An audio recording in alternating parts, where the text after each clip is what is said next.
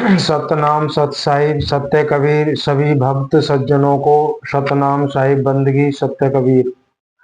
आज सतगुरु कबीर साहिब के प्राचीन मूल ग्रंथ बीजक रमेनी नंबर 79 के माध्यम से सतगुरु कबीर साहिब कह रहे हैं, मैंने बहुत कुछ कहा है और भी कहने को तैयार हूं, अगर कोई मेरी बात को सत्य माने तो।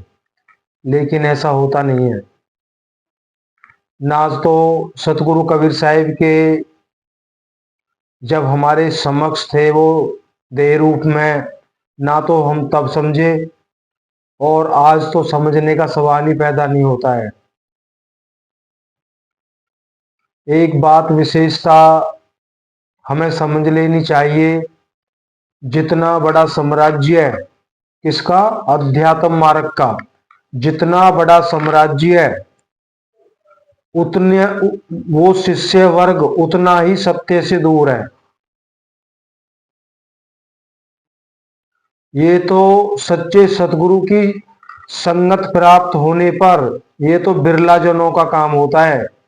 वहां कोई भीड़ नहीं होती है और ना ही संत अपने पास में भीड़ इकट्ठी करते हैं। वो तो भीड़ में ही फंसे रहेंगे, उन्हें भी तो अपना काम करना है।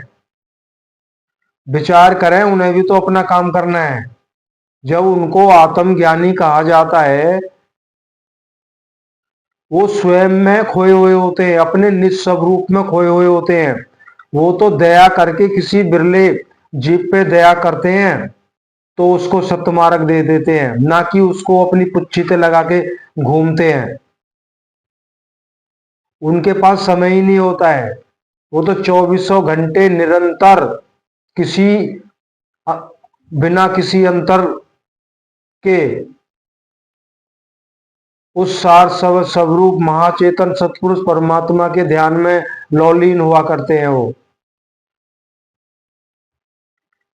तो इसी पे कुछ सतगुरु कबीर साहिब हमें समझाना चाहते हैं, अगर हम समझ जाए तो। शब्द, बड़वत बड़ी घटावत छोटी, परखत खरी परखावत खोटी, केतिक कहो कहाँ लो कहीं, औरो कहा पड़े जो सही, कहे बिना मोए रहा न जाई, बिरले ले ले कू कर खाई। साखी है, खाते खाते युग गया, बहुरी न चेतो आए, कहे कबीर पुकार के, ये जीव चेत ही जाए। सज्जनों ध्यान से सुनना, बहुत गहरा सतगुरु का साहिब ने भेद दर्शाया है और उस भेद के पीछे हमारे लिए बहुत दुख भरी कहानी भी है, क्यों हम माने नहीं है। सतगुरु कबीर साहिब कहते हैं, अहंता ममता ही अनर्थ कारक है। अहंता ममता ही अनर्थ कारक है। इसी से शरीर आदि में आसक्ति होती है और आसक्ति वश ही जीव को अनेक प्रकार के दुख भोगना पड़ता है। तो फिर उससे छुटकारा कैसे होगा। अतः सतगुरु कहते हैं कि यह माया मोह ममता आसक्ति विषया वासना बढ़ाने से बढ़ती है, अर्थात बढ़ जाया करती है, और विवेक आदि द्वारा घटाने से छोटी अर्थात घट जाया करती है। विवेक आदि साधन बिना इसकी स्वयं परीक्षा करने पर सत्य प्रतीत होती है, और जब तत्व ज्ञानी सच्चे संत सतगुरु के द्वारा परीक्षा करता है तब खोटी अर्थात खराब दुखदाई असत्य मिथ्या प्रतीत होती है। कह रहे विषय वासना जो है इस प्रकार है, अगर हम अपने बल बुद्धि से इसके बारे में विचार करते हैं तो हमें विषय वासनाएं सत्य और अत्यंत सुखदायक हमें प्रतीत होती हैं।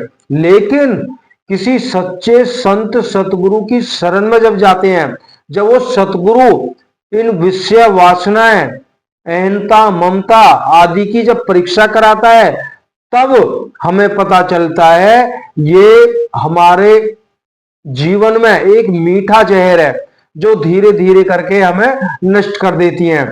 तब हमें पता चलता है ये क्षणभंगुर है, नश्वर है, झूठ है और हमारे जन्म मरण का मुख्य यही एक कारण है जिसे हम सत्य मानते आए हैं। लेकिन ये परीक्षा कब होती है? जब सच्चे संत सतगुरु की शरण में पहुंचते हैं। लेकिन आजकल ऐसा देखने को नहीं मिलता है और हमें कड़े बंधनों में उल्टा बांध दिया जाता है। यही होता है। इस बात को अब साहिब कह रहे हैं, देखो इस बात को मैं कितना कहूं और कहां तक कहूं। कौन कह रहे हैं? सतगुरु कबीर साहिब। इस सत्य को मैं कितना कहूं और कहां तक कहूं। मैं तो कहां तक कितना ही कह दिया। यदि जिज्ञासुओं को मेरी बात सत्य प्रतीत हो तो और भी कहने को तैयार हूं। अगर सतगुरु को चाहने वाले सच्चे जिज्ञासु अगर हैं तो साहिब तैयार हैं, कह रहे मैं और भी कहने को तैयार हूं। अब हमें ये नहीं सोचना सतगुरु तो चले गए, नहीं, वो आज भी घट में बैठ के आज भी हमसे कहते हैं। वो अनुभव के माध्यम से हमें बताते हैं, वो हर चीज बताते हैं। ये सत्य है, पहले भी आपको बताया गया कई बार। सतगुरु कहते हैं कि ये जीवो विषयों में आसक्त देखकर मुझसे बिना कहे रहा नहीं जाता। कह रहे हैं जीवों को विषयों में आसक्त देखकर मुझसे रहा भी नहीं जाता है। जैसे कुत्ता बेरी वृक्ष के नीचे से फल बेरों को ले ले चुन चुन कर खाता है, गुठली निकालना नहीं आता है। खाकर दुखी होता, वैसे विषय लोलुप कुक्कर समान अज्ञानी जीव विषय भोग करते हैं और विवेक ज्ञानहीन होने से विषय वासनावश जन्म मरण को प्राप्त होते रहते हैं।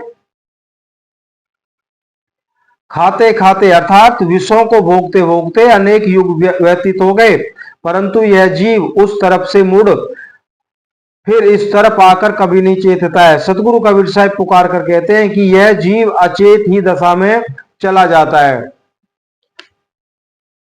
अचेत आया, अचेत गया, मतलब बेहोशी, अज्ञानता में आया, अज्ञानता में गया। विषयों को त्याग कर आत्म कल्याण का साधन नहीं करता है। अतएव यह जीव अज्ञान अचेत दशा में ही 84 लक्ष योनियों में चला जाता है। अतएव इसी मानव शरीर में भेदी सतगुरु से ज्ञान प्राप्त कर मुक्त होना था, सो नहीं हुआ। अतः मनुष्य शरीर व्यर्थ चला गया। अतः विषय वासनाओं को जितना बढ़ाया जाए उतनी बढ़ जाती हैं और उसको बढ़ाना नहीं चाहिए किंतु उसका क्षय करना चाहिए। अज्ञानियों को संसार सत्य और ज्ञानियों को मिथ्या प्रतीत होता है। अतः मिथ्या संसार की वासना को त्याग कर परमात्मा निष्ठ प्राप्त होना चाहिए। सच्चे भेदी सतगुरु के उपदेश को ग्रहण कर जन्म मरण आदि दुख से छूटकर सतपुरुष परमात्मा प्राप्ति के लिए परम सुख को प्राप्त करना चाहिए।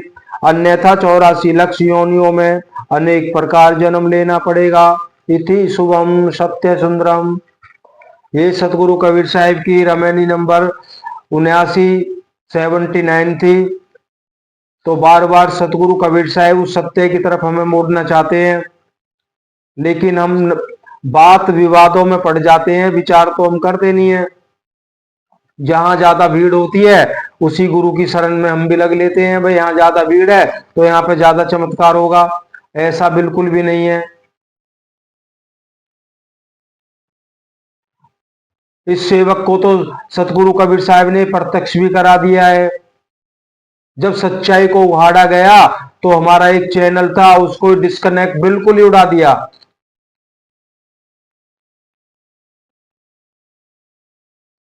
तो माया कुछ पर्दा डाल सकती है सत्य पे, उसको दबा नहीं सकती है।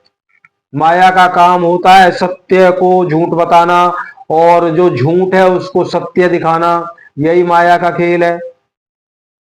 और जो भी कुछ हो रहा है सब माया है।